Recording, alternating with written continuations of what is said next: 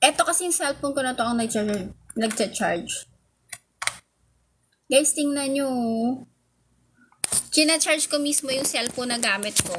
Kasi na 44% lang. Pero ito, itatry natin tong iPhone. Ito yung charger kasi ng iPhone.